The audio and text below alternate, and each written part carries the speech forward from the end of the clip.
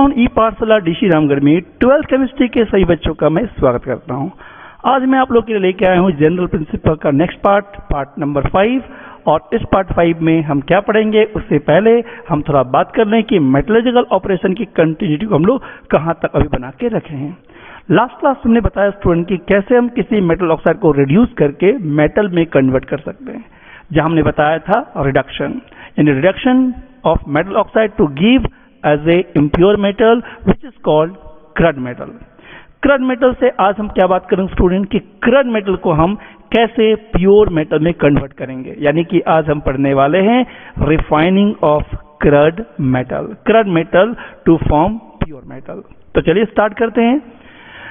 Refining of metal is the process of obtaining the metals in the pure state from crud metal। यानी refining उस process को कहते हैं जहां हम मेटल का क्या करते हैं, प्योरिफिकेशन करते हैं, यानी कि हम प्योर स्टेट में प्राप्त करते हैं। किससे? crud मेटल से। अब रिफाइनिंग के बहुत सारे मेथड हो सकते हैं, जिस तरह कंसंट्रेशन के कई मेथड्स है और के उसी तरह रिफाइनिंग के भी बहुत सारे मेथड्स है। अब बहुत सारे मेथड क्यों नहीं होगा, क्योंकि सभी मेटल का मेल्टिंग पॉइंट, बॉइलिंग पॉइंट है ना, और उसकी सॉलिबिलिटी या फिर उसका वेपराइजेशन या फिर उसका इम्प्योरिटीज का नेचर डिफरेंट होता है। इसीलिए रिफाइनिंग के मेथड भी कई सारे हैं। हमारे रेडियो सिलेबस के अकॉर्डिंग जो रिफाइनिंग के मेथड पढ़ने हैं उस पर हम लोग अभी चर्चा करने जा रहे हैं। उसमें से पहला मेथड है लिक्विफैक्शन मेथड, जिसे आप लिक्वेशन भी कह सकते हैं। सेकेंड मेथड का नाम है student electrolysis refining, third zone refining and fourth vapour phase refining, जहां हम लोग दो मेथड पर चर्चा करेंगे, Mond's process and van Arkel method. तो चलिए एक एक मेथड पर हम लोग डिटेल करते हैं। सबसे पहला मेथड हमारा लिक्वेशन मेथड पर बात हम करेंगे। लिक्वेशन नाम से पता चला स्टूडेंट किसी सॉलिड का लिक्विड में चेंज होना एज ए लिक्वेशन। तो लिक्विफेक्शन हम लोग वैसे मेटल का रिफाइन में यूज करेंगे जो मेटल इजीली और बहुत ही तुरंत क्या हो जाए, फ्यूजिबल हो जाए, मतलब जो तुरंत के तुरंत मेल्ट कर जाए। और वैसे मेटल ही जल्दी फ्यूजिबल होगा जिसकी मेल्टिंग पॉइंट क्या होगा स्टूडेंट, बिल्कुल लो मेल्टिंग पॉइंट वाले मेटल्स होंगे। लो मेल्टिंग पॉइंट वाले मेटल जैसे lead, tin, bismuth and mercury. और ऐसे मेटल की जो मेल्टिंग पॉइंट कम जो होती है वो इम्प्योरिटीज की तुलना में कम होती है, मतलब जो इम्प्योरिटीज जिसे हमको दूर करना है उस इम्प्योरिटीज की मेल्टिंग पॉइंट ज्यादा होगा और ये जो मेटल्स है इसकी मेल्टिंग पॉइंट कम होगा। और इसीलिए हम आसानी से फ्यूजिबल कर सकते हैं मेटल को, और जो भी इनफ्यूजिबल मेटल जो इम्प्योरिटीज होंगे उसे हम आसानी से सेपरेट कर सकते हैं। मगर ये कैसे होगा, चलिए देखते हैं। The metal melts and flows down the sloping hearth. इसके लिए हम एक स्पेशली डिजाइन एक स्लोपिंग हर्थ रखते हैं। स्लोपिंग हर्थ मतलब क्या बोलेंगे उसको, ढालूनुमा सतह, एक ढालूनुमा फर्श, जहां हम crud मेटल के पाउडर फॉर्म को लेंगे और हम उसे क्या करेंगे स्टूडेंट, उसको काफी हिट करेंगे, जिससे क्या होगा स्टूडेंट, मेटल तो मेल्ट कर जाएगा लेकिन इम्प्योरिटीज जो है जिसकी मेल्टिंग पॉइंट मेटल की तुलना में ज्यादा है वो इनफिजिबल होगा, मतलब वो फ्यूज यानी वो मेल्ट नहीं करेगा। और इस तरह से हम आसानी से स्लोपिंग हर्थ को हिट करके हम इनफिजिबल मेटल को सेपरेट कर सकते हैं, अलग कर सकते हैं। तो the metal melts flows down the sloping hearth leaving behind infusible material called dross on the hearth. Okay student, अब देखते हैं कैसे होता है। ये हमारा स्लोपिंग हर्थ है और हम यहाँ पे लिए हैं क्या, crud मेटल को। अब ये crud मेटल में बहुत सारे इनफ्यूजिबल इम्प्योरिटीज है जिसकी मेल्टिंग पॉइंट क्या है, हायर है एज कम्पेयर टू मेटल। और इस तरह से मेटल क्या कर जाएगा स्टूडेंट, काफी हीट करने पर मेटल मेल्ट कर जाएगा और मेल्ट करके हम उस प्योर मेटल को आसानी से सेपरेट कर सकते हैं। ये देखिए हमारा मेटल मोल्टेड मेटल सेपरेट हो गया और जो भी इम्प्योरिटीज था वो स्लोपिंग हर्थ पे रह गया। और इस तरह लिक्वेशन मेथड से हम मेटल को आसानी से रिफाइन कर सकते हैं। Now the next method we discuss about the electrolysis refining method, हमारा सेकंड मेथड जिसका नाम है electrolysis refining method. Electrolysis student मालूम होगा इलेक्ट्रोलाइसिस होता क्या है, एक ऐसा प्रोसेस जहां हम करंट इलेक्ट्रिसिटी पास करके इलेक्ट्रोलाइट को डिकम्पोज किया करते हैं, जहां रिडॉक्स रिएक्शन होती है, जहां कैथोड और एनोड जैसे इलेक्ट्रोड होते हैं। चलिए देखते हैं इस मेथड से कैसे हम एक इम्प्योर मेटल को रिफाइन कर सकते हैं। स्टूडेंट इस मेथड का हम लोग यूज कुछ मेटल जैसे हम नाम लेना चाहेंगे, copper, silver, gold, chromium, zinc, nickel और भी कई सारे metals are purified by this method from the anode while the cathode is a rod or sheet of pure metal। यानी इस मेथड में जिस मेटल को हमें रिफाइन करना होता है वो एनोड का फॉर्म में होगा और कैथोड जो होगा और प्योर मेटल का होगा। दैट मीन्स जिस मेटल का हमको रिफाइनिंग करना है ना, वो मेटल हमारा एनोड होगा और जिस इलेक्ट्रोड को हम कैथोड के रूप में यूज करेंगे वो प्योर मेटल होगा। जैसे कि मान लो कॉपर का हम रिफाइनिंग कर रहे हैं तो कॉपर यहाँ प्योर का कैथोड होगा, कॉपर मेटल प्योर कॉपर का होगा, और जिस इलेक्ट्रोड को हम एनोड के फॉर्म में यूज कर रहे हैं वो क्लड मेटल होगा। ठीक है, चलिए आगे देखते हैं कैसे। ये आप देख रहे हैं स्टूडेंट, दो इलेक्ट्रोड है, ये दो इलेक्ट्रोड में हमने इसको एनोड कहा और इसको हमने कैथोड कहा। ठीक है, अब ये एनोड क्या है, इम्प्योर मेटल है, और कैथोड क्या है, प्योर मेटल है। एनोड में इम्प्योर मेटल मतलब यदि हम कॉपर का रिफाइनिंग कर रहे हैं तो ये कॉपर का प्योर मेटल होगा, और यदि ये सिल्वर का हम रिफाइनिंग कर रहे हैं तो यहाँ ये सिल्वर होगा। ओके, और साथ ही साथ ये जो हमारा इलेक्ट्रोलाइट है एक सॉल्युबल इलेक्ट्रोलाइट सॉल्यूशन है। सॉल्युबल इलेक्ट्रोलाइट सॉल्यूशन का मतलब ये हुआ कि जिस मेटल का आप रिफाइनिंग कर रहे हैं उसी मेटल का इलेक्ट्रोलाइट सॉल्यूशन होगा। जैसे मान लो कॉपर है तो यहाँ पर कॉपर सल्फेट का एसिडिफाइड सॉल्यूशन होगा या एक्वा सॉल्यूशन होगा, समझ गए, जिसे हम कहेंगे इलेक्ट्रोलाइट। ओके स्टूडेंट, रिएक्शन के दौरान होगा क्या स्टूडेंट, जब इसमें इलेक्ट्रिसिटी पास हो जाएगी तो रिडॉक्स रिएक्शन स्टार्ट होगा और इस कारण से जो इम्प्योरिटीज होंगे वो आपका नीचे सेटल हो जाएगा, जो काफी कम रिएक्टिव वाले होंगे। ठीक है, कम रिएक्टिव वाले मेटल जो इम्प्योरिटीज के फॉर्म में इसके साथ एनोड में जो हमारा इम्प्योर मेटल में जो एसोसिएट है वो आसानी से अलग हो जाएगा, नीचे सेटल हो जाएगा, और इसको हम कहते हैं एनोड मड। इसको क्या कहते हैं, एनोड मड। चलिए एग्जांपल के द्वारा समझे। मान लिया जाए हमें रिफाइनिंग करना है कॉपर का रिफाइनिंग करना है इलेक्ट्रोलाइसिस रिफाइनिंग मेथड से। कैसे करेंगे, तो ये हमारा क्या है स्टूडेंट, सबसे पहले ये एनोड है। कौन सा एनोड, इम्प्योर कॉपर यानी क्लड मेटल, और ये हमारा क्या स्टूडेंट, कैथोड है। कौन सा metal, pure copper. Acidified copper sulphate का सॉल्यूशन हमारा है, एसिडिफाइड मतलब साथ में H2SO4 भी इसमें डिसॉल्व है, और हम क्या करने वाले हैं, इलेक्ट्रिसिटी पास किए हैं। इलेक्ट्रिसिटी जैसे पास करेंगे कॉपर आयन डिपॉजिट होगा सॉल्यूशन में, यानी ऑक्सीडेशन रिएक्शन होगा, copper two copper 2 plus ion and 2 electron lose. दूसरी तरफ हमारा कैथोड में रिडक्शन रिएक्शन होगा और वो कॉपर आयन 2 इलेक्ट्रॉन को गेन करके कॉपर के फॉर्म में डिपॉजिट हो जाएगा कैथोड में। तो इस तरह से जितने भी कॉपर के आयन है आयनाइज होके इलेक्ट्रोड पर यानी कैथोड के इलेक्ट्रोड पर डिपॉजिट हो जाएगा, और इस तरह हमें कैथोड पे मिलेगा प्योर कॉपर। ओके, और इस तरह हम प्योर कॉपर को प्राप्त कर लेंगे। साथ ही साथ इसमें जो भी अनडिजरेबल मटेरियल के फॉर्म में जो आयरन होंगे, निकेल होगा या जिंक होगा, ये एसिडिफाइड सॉल्यूशन के साथ रिएक्ट करके फेरस सल्फेट या निकेल सल्फेट या जिंक सल्फेट के फॉर्म में डिसॉल्व हो जाएगा। साथ ही साथ जो कम रिएक्टिव वाले मेटल्स होंगे जैसे गोल्ड, जैसे सिल्वर, जैसे एंटीमनी, ये एनोड के फॉर्म में नीचे सेटल हो जाएगा। तो कॉपर के अलावा स्टूडेंट ये मेथड हम लोग सिल्वर के लिए, जिंक के लिए, लेड के लिए भी हम प्यूरिफिकेशन में इसका इस्तेमाल कर सकते हैं। कौन सा method, electrolysis refining method. Okay student, now अब हम लोग थर्ड मेथड की बात करने जा रहे हैं स्टूडेंट रिफाइनिंग का, जिसका नाम है जोन रिफाइनिंग मेथड। ये मेथड है क्या, सबसे पहला कि ये मेथड जो है किस प्रिंसिपल पर बेस्ड है, तो ये मेथड जो है हमारा फ्रैक्शनल क्रिस्टलाइजेशन के मेथड पर बेस्ड है। कैसे, difference in solubilities of impurities in molten and solid state of metal, यानी जिस मेटल में इम्प्योरिटीज एसोसिएट है उस इम्प्योरिटीज की सॉल्युबिलिटी मोल्टेन जोन पे और सॉलिड जोन पे डिफरेंट होता है, और इसी सॉल्युबिलिटी के डिफरेंट जोन में होने के कारण हम उस इम्प्योरिटीज को आसानी से सेपरेट कर सकते हैं। ठीक है ना।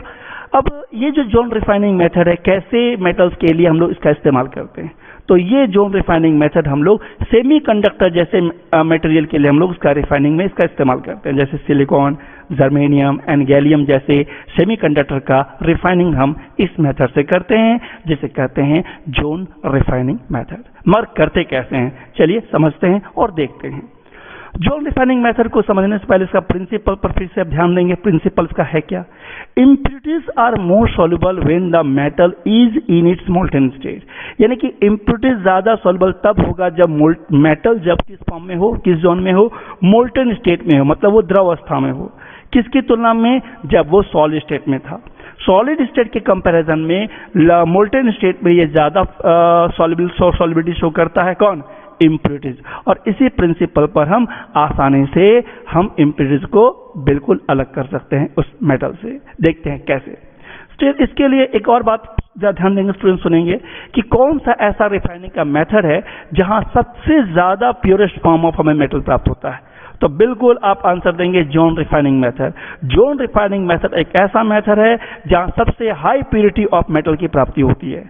जितना भी मेथड आप पढ़ोगे उसमें से 100% प्योर मेटल प्यूरिफाई नहीं होगा, लेकिन ये एक ऐसा मेथड है जिसमें ज्यादा से ज्यादा परसेंटेज ऑफ प्योर मेटल की आपकी प्राप्ति होगी। कौन सा मेथड?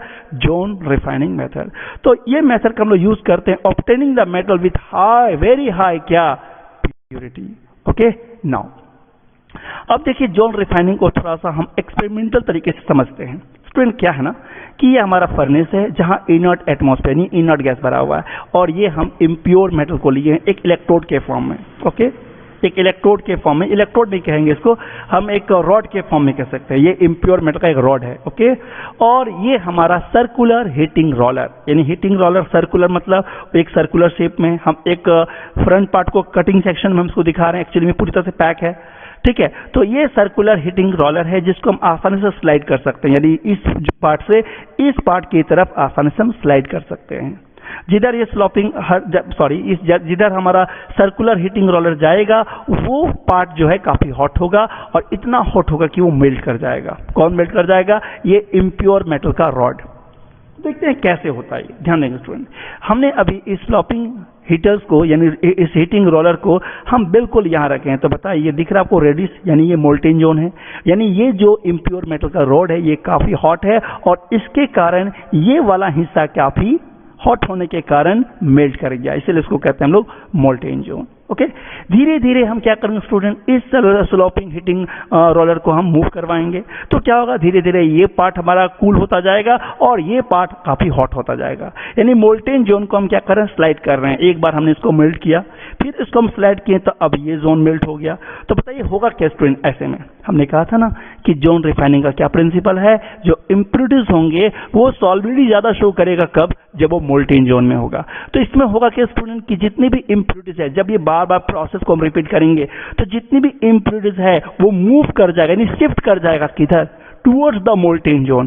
क्यों टुवर्ड्स द मोल्टेन जोन? क्योंकि मोल्टेन जोन में उसकी सॉल्बिलिटी क्या होती है? ज्यादा होती है as compare to solid state. इसलिए जितने भी इम्प्योरिटीज है वो सारे के सारे राइट वाले हिस्से पे, यानी कि इस रॉड के इस एंड पे क्या हो जाएगा? कलेक्ट हो गया। ओके, और इस तरह के इस वाले पार्ट जो सॉलिड स्टेट में है, इसके जितने भी इम्प्योरिटीज है, इस प्रोसेस को बार बार रिपीट करने के कारण जितने भी इम्प्योरिटीज था वो पूरी तरह से शिफ्ट हो गया किधर? इस हिस्से में। समझ आ रहा है क्या लिखे हैं? Impurities keep shifting along with the molten zone to the right, और इस तरह से ये हिस्सा हमारा प्योर मेटल के फॉर्म में चेंज हो गया, यानी प्योर मेटल के फॉर्म में कन्वर्ट हो गया। This is the pure crystallised metal, this is the pure crystallised metal. तो इस तरह से हम जोन रिफाइनिंग मेथड से हम लोग सेमीकंडक्टर मटेरियल जैसे जर्मेनियम, सिलिकॉन और गैलियम जैसे मेटल का हम क्या करते हैं? रिफाइनिंग कर सकते हैं, प्यूरिफिकेशन कर सकते हैं। ये मेटल ऐसे होते हैं जो इलेक्ट्रॉनिक सर्किट में काफी ज्यादातर यूज होता है, as a junction diode, as a transistor, as an amplifier, ऐसे इलेक्ट्रॉनिक सर्किट में इस सेमीकंडक्टर का इस्तेमाल किया जाता है। Okay student, now the last method जो हम लोग डिस्कस करने वाले हैं उसका नाम है वेपर फेज रिफाइनिंग मेथड। यानी वेपर फेज नाम से समझ आ रहा है कि एक वॉलेटाइल कंपाउंड में चेंज होकर वेपराइज करके हम इम्प्योरिटीज को सेपरेट कर सकते हैं या दूर कर सकते हैं। देखते हैं कैसे। जरा देखिए स्टूडेंट, ये हमारा लैब एक्सपेरिमेंट है। हम यहाँ पर एक कंटेनर देख रहे हैं जहाँ हमारा इम्प्योर मेटल्स है। ये देखिए इस सेल्फ में क्या है? इम्प्योर मेटल, जिसे हमें करना है क्या? रिफाइनिंग। होता कैसे है, जरा ध्यान देंगे। In this method current metal is made free from impurities by first converting it into its volatile compound by heating with a chemical reagent at low temperature। एक लो टेम्परेचर पर पहले हम क्या करेंगे? इस इम्प्योर मेटल को हम volatile compound में चेंज करेंगे। अभी ये वॉलेटाइल मेटल नहीं है, लेकिन इसे वॉलेटाइल फॉर्म में कन्वर्ट करने के लिए हम क्या करेंगे? हिट करेंगे। किसके साथ? एक केमिकल रिएजेंट के साथ। किसके साथ? केमिकल रिएजेंट के साथ, जिससे क्या होगा? उस केमिकल रिएजेंट के साथ इसका रिएक्शन होगा और रिएक्शन होके क्या हो जाए? एक वॉलेटाइल कंपाउंड में कन्वर्ट हो जाएगा। कैसे? चलिए देखते हैं। After this the volatile compound, जब ये वॉलेटाइल कंपाउंड बन जाएंगे, आप देखिए यहाँ दिख रहा है आपको, यहाँ से हमने कार्बन मोनोऑक्साइड गैस को डाला इस इनलेट के जरिए। जब कार्बन मोनोऑक्साइड गैस यहाँ से हमने डाला, इस इम्प्योर मेटल के साथ उसका रिएक्शन हुआ और ये कार्बोनेट में चेंज होना शुरू हो गया। किसमें? कार्बोनेट में, जैसे MCO3 दिख रहा है आपको, ये मेटल कार्बोनेट में चेंज हो गया और ये मेटल कार्बोनेट जो है एक वोलेटाइल कंपाउंड है। कौन सा कंपाउंड है? वोलेटाइल कंपाउंड है। और इस वोलेटाइल कंपाउंड के बनने के बाद चूंकि वोलेटाइल है, ये इस पाइप के जरिए क्या होगा? स्कैप्ड होगा, यानी कि यहाँ से आउटलेट होगा और चला जाएगा इस टावर में, यानी इस कंटेनर में। इस कंटेनर का नाम है डिकम्पोजर टावर। यहाँ क्या होगा? ये मेटल कार्बोनेट डिकम्पोज होके मेटल में कन्वर्ट हो जाएगा और जो भी इसके गैसेस जो होंगे, कार्बन मोनोऑक्साइड या कार्बन डाइऑक्साइड जो गैस होगा, इस आउटलेट के जरिए बाहर निकलेगा और ये कार्बन मोनोऑक्साइड को फिर से हम इस कंटेनर में इनलेट कर सकते हैं। और इस तरह से ही बार बार ये प्रोसेस हमारा रिपीट होगा, जिससे हमें मिलेगा प्योर मेटल। चलिए कैसे देखते हैं इसको। स्टूडेंट देखिए, आप देख रहे हैं यहाँ पर क्या देख रहे हैं? ये हमारा कौन सा मेटल मिला? Pure metal. यहाँ से मेटल कार्बोनेट स्कैप्ड होके इस डिकम्पोजर पर, यानी इस डिकम्पोजिंग टावर पर चला गया और ये मेटल कार्बोनेट मेटल के फॉर्म में कन्वर्ट हो गया और कार्बन मोनोऑक्साइड जैसा गैस स्कैप्ड हो गया। ओके, तो पहले हम क्या किए स्टूडेंट? पहले वोलेटाइल कंपाउंड में कन्वर्ट किए। कैसे कन्वर्ट किए?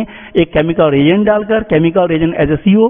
जैसे केमिकल रिएजेंट पास किए, ये कार्बोनेट में चेंज हो गया, वोलेटाइल कंपाउंड में चेंज हो गया और ये वोलेटाइल कंपाउंड डिकम्पोजर टावर में जाके डिकम्पोज करके प्योर मेटल में कन्वर्ट हो गया। इसी को कहते हैं वेपर फेज रिफाइनिंग मेथड। इस मेथड हम लोग दो मेथड पर चर्चा करेंगे। सबसे पहला मेथड है वैन अर्कल मेथड। कौन सा मेथड? Van Arkel method. चलिए वैन अर्कल मेथड को समझे, होता कैसे है। This method is use for preparing ultra pure metal used in space technology. यानी कि स्पेस टेक्नोलॉजी मतलब जैसे रॉकेट हो गया या हमारे जो स्पेस में चलने वाले और भी बहुत सारे मशीन्स हैं, उन सारे मेटल्स को अल्ट्रा प्योर, मतलब उसकी प्योरिटी बहुत ही ज्यादा मायने रखता है और ऐसे स्पेस में यूज होने वाले टेक्नोलॉजी का हम इस्तेमाल कुछ खास मेटल से करते हैं, जैसे टाइटेनियम, जॉर्केनियम एक्सेट्रा। ऐसे मेटल का रिफाइनिंग हम इस मेथड में करते हैं, जिस मेथड का नाम है वैन अर्कल मेथड। कैसे करते हैं चलिए देखते हैं। ये देख रहे हैं स्टूडेंट, ये हमारा ग्लास ट्यूब है जहां हम देख रहे हैं कि क्रड मेटल है। इस कोटिंग इस ग्लास सरफेस पे क्या कोटिंग किया हुआ है? क्रड मेटल। और ये दो इलेक्ट्रोड है जो टंगस्टन का इलेक्ट्रोड है। किसका? Tungsten electrode. और ये हमारा just is a filament, this is hairpin tungsten filament. क्या नाम है ये? Hairpin tungsten filament. ओके, और ये आप जो देख रहे हैं यहाँ पर मॉलिब्डेनम सपोर्टिंग ग्रिड, यहाँ पर एक ग्रिड दिख रहा है आपको, ये है मॉलिब्डेनम सपोर्टिंग ग्रिड।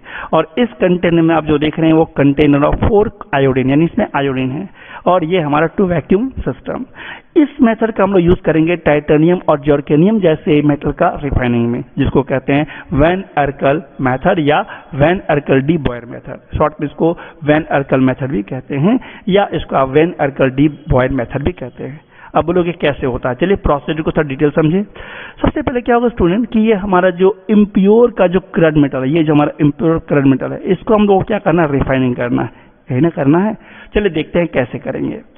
तो होता क्या स्टूडेंट, पहले आपका ये जब ये हिट होगा इस फिलामेंट के जरिए, तो ये आपका जो इम्प्योर टाइटेनियम और जॉर्केनियम जो है आयोडीन के साथ रिएक्ट करके आयोडाइड बन जाएगा, यानी वोलेटाइल कंपाउंड टाइटेनियम टेट्राआयोडाइड और जॉर्केनियम टेट्राआयोडाइड। ओके, कौन सा आयोडाइड? टाइटेनियम टेट्राआयोडाइड और जॉर्केनियम टेट्राआयोडाइड। जब ये जॉर्केनियम टेट्राआयोडाइड और टाइटेनियम टेट्राआयोडाइड में जब कन्वर्ट हो जाएगा, है ना, तो आगे जाके क्या करेगा? डिकम्पोज कर जाएगा और डिकम्पोज होके इस फिलामेंट पर रह जाएगा। क्या? प्योर। ये डिकम्पोज हमारा 1800 केल्विन के टेम्परेचर होता है जो हम इस फिलामेंट के जरिए पाते हैं। 1800 केल्विन पर ये डिकम्पोज होके आपको दे देता है ये प्योर टाइटेनियम और जॉर्केनियम। हम लोग किस मेथड पर चर्चा करें स्टूडेंट? Van Arkel method. चलिए रिएक्शन के द्वारा समझें। देखिए, ये टाइटेनियम है, आयोडीन के साथ रिएक्ट करके 523 kelvin as a low temperature हमें एक वोलेटाइल कंपाउंड मिला टाइटेनियम टेट्राआयोडाइड। टंगस्टन के फिलामेंट के संपर्क में आके काफी हीट होकर ये 1700 या 1800 के अप्रॉक्स में हीट होकर ये टाइटेनियम के फॉर्म में कन्वर्ट हो गया, आयोडीन गैस वेपराइज होकर स्कैप होकर बाहर निकल गया और इस तरह हमें मिला एक प्योर टाइटेनियम। ओके, उसी तरह से हम यदि जॉर्केनियम को आयोडीन से पास करते हैं, जॉर्केनियम है ना, सेम उसी तरह से 870 केल्विन पर, तो ये भी एक वोलेटाइल कंपाउंड यानी जॉर्केनियम टेट्राआयोडाइड बना देता है और 1800 के टेम्परेचर में लगभग आकर ये डिकम्पोज होकर जॉर्केनियम और आयोडीन में कन्वर्ट होगा, आयोडीन स्कैप कर जाएगा, वोलेटाइल गैस है और इस तरह हमें मिल गया प्योर जॉर्केनियम। तो इस तरह से हम वन अर्कल मेथड से टाइटेनियम और जॉर्केनियम जैसे मेटल को हम आसानी से रिफाइन कर सकते हैं। वेपर फेज रिफाइनिंग का नेक्स्ट मेथड है मोन्स प्रोसेस। मोन प्रोसेस हम लोग कैसे मेटल का रिफाइनिंग के लिए करते हैं स्टूडेंट? तो it is use for refining of nickel, यानी ये मेथड हम लोग रिफाइनिंग करते हैं किसके लिए, निकेल मेटल का रिफाइनिंग करने के लिए। कैसे, चलिए देखते हैं। ये आप देख रहे हैं स्टूडेंट, ये हमारे सेल्फ पर हमारा क्या है, इस सेल्फ पर हमारा है impure crude metal as a nickel, impure nickel. करते क्या है, इसमें केमिकल रिएजेंट हम इस पे पास कर रहे हैं। कौन सा रिएजेंट, कार्बन मोनोऑक्साइड। बताइए क्या होगा, ये कार्बन मोनोऑक्साइड जो है इस इम्प्योर मेटल के साथ रिएक्ट करके एक निकेल कार्बोनेट फॉर्म करेगा, यानी वॉलेटाइल कंपाउंड।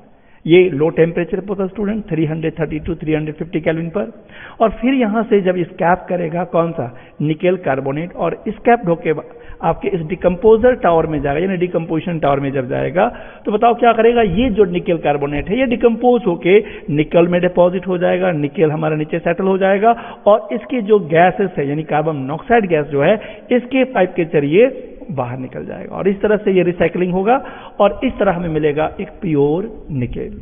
ठीक है, तो हम यहाँ क्या देखें स्टूडेंट कि ये जो निकेल कार्बोनेट है जैसे इस डिकम्पोजिशन टावर में जाएगा वहां पे टेम्परेचर 450 से 470 केल्विन में जाकर ये डिकम्पोज करके आपको दे देगा प्योर निकेल, और साथ ही देगा कार्बन मोनोऑक्साइड, और ये कार्बन मोनोऑक्साइड गैस यहाँ से स्कैप होके फिर से रिसाइकलिंग होगा। ओके स्टूडेंट, तो इस तरह हम वेपर फेज में मोन्स प्रोसेस से निकेल जैसे मेटल का रिफाइनिंग हम आसानी से कर सकते हैं। तो आई होप कि जितने भी रिफाइनिंग के मेथड थे आपको टोटली मेथड आपको समझ में आ गया होगा। इस उम्मीद के साथ आज इस क्लास को हम लोग ओवर करते हैं और मिलते हैं अगले क्लास में। सभी को थैंक यू। लॉकडाउन ई पाठशाला DC रामगढ़ की इस क्लासेस की कंटिन्यू सभी बच्चे बनाए रखें और अपने क्लासेस की कंटिन्यू बनाते हुए अपने एग्जाम की तैयारी भरपूर करें। धन्यवाद।